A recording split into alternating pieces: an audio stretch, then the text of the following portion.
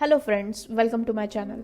हमने हमारी previous video में रिलीजियस मूवमेंट के बारे में समझे। अब हम समझने वाले हैं बुद्धिज्म के बारे में, मतलब बौद्ध धर्म के बारे में। पर अगर आपने प्रीवियस वीडियो अब तक नहीं देखी है तो आप उसे देख सकते हो ऊपर आई बटन पर क्लिक करके, ताकि ये वीडियो और अच्छे से समझ सके। So now let's start with our today's topic. सबसे पहले समझते हैं बुद्धिज्म क्या है। बुद्धिज्म एक धर्म है, लेकिन सिर्फ ये एक रिलीजन नहीं बल्कि एक फिलोसॉफी है, एक वे ऑफ लाइफ भी है। इसका मूल उद्देश्य इंसान को दुख से मुक्ति दिलाना। गौतम बुद्ध बुद्धिज्म के फाउंडर है और बुद्धिज्म 3 पिलर से मिलकर बना है, the Buddha, the Dhamma and the संघ। अब समझते हैं बुद्ध की लाइफ के बारे में, मतलब फर्स्ट पिलर द बुद्ध के बारे में।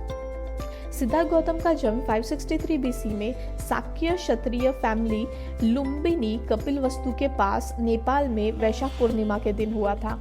उनके पिता शुद्धोधन कपिलवस्तु के एक इलेक्टेड लीडर माने जाते थे, जो शाक्य क्लैन के हेड थे, और उनकी मदर का नाम माया देवी था, जो कौशला डिनास्टी की एक प्रिंसेस थी। और सिद्धार्थ गौतम रिपब्लिक स्टेट में रहने के कारण समानाधिकारीवादी थे। सिद्धार्थ गौतम के जन्म के 7 दिन बाद ही उनकी मदर की डेथ हो गई। फिर उनके मदर की सिस्टर महाप्रजापति गौतमी ने सिद्धार्थ गौतम का पालन पोषण किया।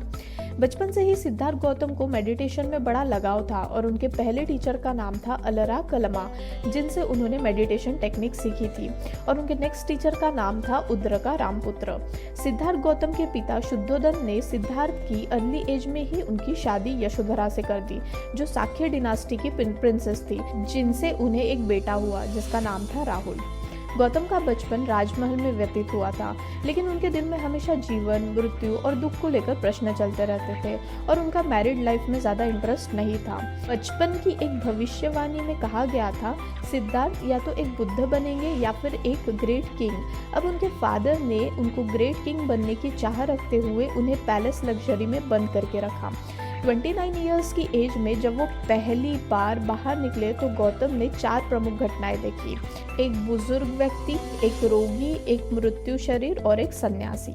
ये घटनाओं ने उनके मन में विचार उत्पन्न किए और उन्होंने समझा कि जीवन में दुख है, और उन्होंने सोचा कि इस दुख का कारण और मुक्ति की खोज में निकलना चाहिए।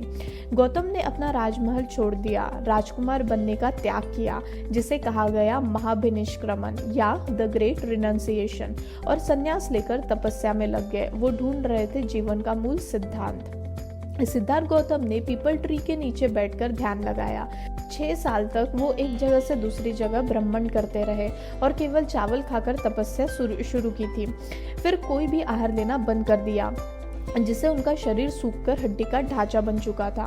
फिर एक दिन आया वैशाख पूर्णिमा का दिन। तब वहां पास के गांव में रहने वाली सुजाता नामक लड़की को पुत्र नहीं हो रहा था। उसने बेटे के लिए वटवृक्ष की मनौती मांगी। वो मनौती पूरी होने पर वो सोने की थाल में खीर लेकर पहुंची। उस वक्त सिद्धार्थ पीपल ट्री के नीचे बैठकर मेडिटेशन कर रहे थे। उसे लगा पीपल ट्री खुद पूजा लेने के लिए इंसान का रूप लेकर बैठे हैं। तब सुजाता ने बड़े रिस्पेक्ट से सिद्धार्थ को खीर भेंट की और कहा, वटवृक्ष देव दूध चावल से बनी खीर को प्रसाद के रूप में स्वीकार करें।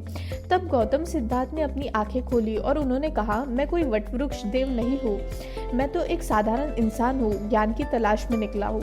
सुजाता ने कहा, आपका शरीर बहुत कमजोर है, आपको दूध चावल का प्रसाद स्वीकार करना चाहिए। और कहा, जैसे मेरी मनोकामना पूरी हुई है वैसे आपकी भी हो। फिर भी सिद्धार्थ ने खीर स्वीकार नहीं की और ध्यान में लग गए।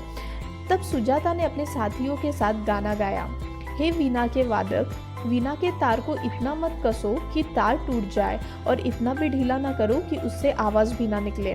इसका मतलब हुआ कि व्यक्ति को खुद को बहुत ज्यादा तकलीफ नहीं देनी चाहिए और ना ही अधिक आराम भी करना चाहिए। हमेशा मध्य मार्ग का पालन करना चाहिए। सिद्धार्थ ने इस गाने को समझा और इस तरह सुजाता के द्वारा दी गई खीर सिद्धार्थ गौतम ने स्वीकार की, जिसके सेवन से गौतम को ध्यान प्राप्ति में आसानी हुई। गौतम के 5 अनुयायी जो राजगीर से उनके साथ थे ये सब देख रहे थे। वे गौतम सिद्धार्थ को ढोंगी समझकर तुरंत वहां से छोड़कर चले गए। गौतम ने उन्हें रोकने की कोशिश की, लेकिन वे अपने मन पर अटल थे। इसने गौतम बुद्ध को ये कहने पर मजबूर किया कि वो खुद मध्य मार्ग का पालन करेंगे। इस तरह फिर से अपना सफर जारी रखा और 35 ईयर्स की एज में निरंजना नदी के पास उरुवेला के बौद्ध गया में पीपल ट्री के नीचे 49 डेज के कंटिन्यूस मेडिटेशन के बाद उन्हें निर्वाणा यानी कि एनलाइटमेंट की प्राप्ति हुई, जिसमें उन्हें सारा ज्ञान मिल गया। इस कारण उन्हें बुद्ध, तथागत और साख्य मुनि भी कहा गया। अपनी इस लंबी जर्नी में उन्होंने लोगों से अपने आइडियाज शेयर करना चालू किया, जिसे सरमन कहते हैं। पहला सरमन उन्होंने सारनाथ बनारस में अपने 5 शिष्यों को दिया था, जिसे धर्म चक्र प्रवर्तन का नाम दिया गया, which means turning of wheel of law. और लास्ट सरमन सुभद्रा को वैशाली में दिया था। उनकी फिजिक काफ़ी स्ट्रॉन्ग थी, जिस कारण वो एक दिन में काफ़ी लंबी जर्नी कर पाते थे। सिर्फ बारिश के सीज़न को छोड़कर वो लगातार घूमते रहते, मेडिटेट करते और प्रीच करते रहते। 40 इयर्स तक यही सिलसिला चलता रहा। इस दौरान उन्हें दूसरे सेक्ट्स के सपोर्टर्स जैसे ब्राह्मण्स भी मिले, जिनको उन्होंने काफ़ी आसानी से डिबेट में डिफेंड किया। उनके मिशनरीज एक्टिविटीज़ ने कभी भी रिच और पुअर, हाई और लो, मैन और वुमेन में डिस्क्रिमिनेट नहीं किया। 483 BC में 80 इयर्स की एज में यूपी के कुशीनगर डिस्ट्रिक्ट के कासिया विलेज में उनकी डेथ हो गई, जिसे कहा गया महापरिनिर्वाण। अब समझते हैं कुछ इंपॉर्टेंट सिंबल्स के बारे में जिनसे बुद्ध का जीवन जुड़ा है। बुद्ध के बर्थ का सिंबल है लोटस एंड बुल। महाभिनिष्क्रमण या रिनंसिएशन का सिंबल है हॉर्स। निर्वाणा या संबोधि या कहे एनलाइटमेंट का सिंबल है बोधि ट्री। धर्मचक्र प्रवर्तन या कहे फर्स्ट सरमन का सिंबल है व्हील। महापरिनिर्वाण या डेथ का सिंबल है स्तूप। उनके एशेस को 8 पार्ट में डिवाइड किया गया और 8 स्तूप बनाए गए। स्तूप मतलब बुद्धिस्ट मॉन्यूमेंट। इनका मेन फंक्शन था बुद्ध के एशेस को प्रिजर्व करके रखना, जिससे इस जगह पर बुद्धिस्ट के बिलीवर्स ध्यान लगा सके और प्रार्थना कर सके। फेमस स्तूप है सांची स्तूपा मध्य प्रदेश में। और बुद्ध पूर्णिमा ये बुद्धिस्ट का काफ़ी इम्पोर्टेंट फेस्टिवल है, क्योंकि ये होती है वैशाख पूर्णिमा के दिन। वैशाख पूर्णिमा के दिन ही गौतम बुद्ध का जन्म, एनलाइटमेंट और महापरिनिर्वाण हुआ था। अब जानते हैं कुछ जनरल टर्म्स, जैसे गौतम बुद्ध की हॉर्स का नाम था कंठक, चैरियोटर का नाम था चन्ना और गौतम बुद्ध की कजन का नाम था देवदत्त। पहला पिलर द बुद्ध, जो कि सिद्धार्थ गौतम का टाइटल है, जो एनलाइटमेंट पाकर बुद्ध बन गए, वो हमने समझ लिया। अब second pillar the Dhamma and the third pillar the संघ हम कवर करेंगे हमारे नेक्स्ट वीडियो में, जिसमें हम समझेंगे बुद्ध के मूल उपदेश, 4 noble truths and 8 fold path के बारे में और बुद्धिस्ट काउंसिल्स के बारे में। आज के लिए इतना ही। आई होप आपको मेरा ये वीडियो समझा होगा। अगर आपको मेरा ये वीडियो अच्छा लगा तो प्लीज़ मेरे चैनल को सब्सक्राइब करिए और बेल आइकन को ज़रूर प्रेस करिए, क्योंकि जैसे ही मैं कोई न्यू वीडियो अपलोड करूँ तो सबसे पहले नोटिफिकेशन आपके पास है।